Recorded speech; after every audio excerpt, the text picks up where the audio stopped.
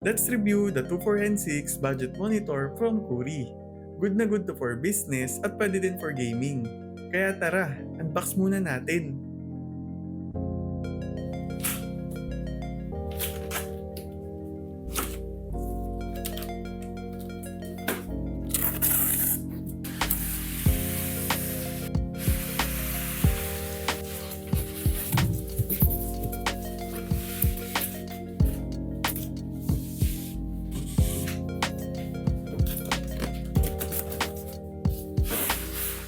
Inside the box, we have HDMI cord, adapter, manual, and base na square yung design which I like dahil hindi gaano kakain ng space at solid plastic to.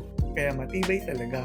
And kung titignan mo yung ilalim, meron ka makikita ng 5 rubber feet kaya hindi to dudulas. Also stand na medyo mabigat and dinesign for cable management. Meron din tayo ditong quick install guide kung paano install yung stand na sobrang simple. Kailangan mo lang marinig yung click and okay na. Now sa base, ganun lang din. Wala ka nang kailangan screw dito. And here it is, sobrang simple lang at ergonomic design siya.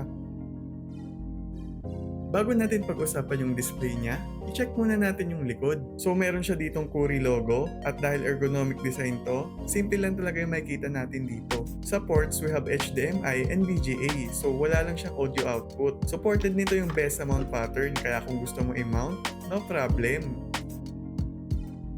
Kung titignan mo yung bezels, ultra thin design siya. At dahil nga ergonomic design to, pwede at madali mo lang siyang ma-adjust.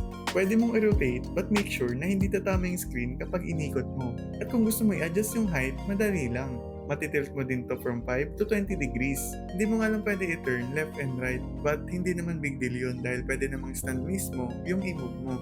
Nasa right bottom side, yung buttons niya for settings, and Kuri logo sa gitna. Now sa base stand, ganito yung gusto ko dahil space saver at clean tignan. Though wala siyang lagayan ng phone, pwede mo pa din naman ipatong dito. This monitor is 24 inches Full HD display with 100Hz refresh rate. Kaya good din talaga for gaming. Ang maganda dito, meron siyang 2 available mode for gaming, overdrive and adaptive sync. Tinest ko siya sa iba't ibang games and looks decent naman. Kung mapapansin nyo, hindi ganun ka-smooth yung laro. Reason, old laptop na kasi yung ginamit ko for game test.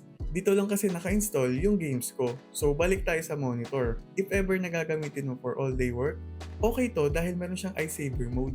It also IPS panel type kaya naman consistent yung image from any angles. Matte yung screen surface niya kaya wala to gaanong reflection. Meron tong 5 available modes na standard, cinema, FPS, RTS, and eye saver so you can use it for different occasions.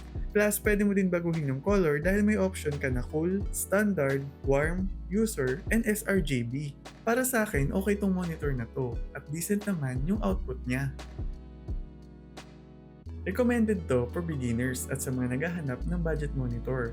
Good na good din to for business and decent naman for gaming dahil nga 100Hz refresh rate. At kung i-consider mo yung price, hindi ka natalo. Plus, may warranty pa, kaya panalo ka talaga. So if interested ka, click the link below. And please, don't forget to like and subscribe. Sobrang laking tulong po nun para sa channel ko. Thank you and peace!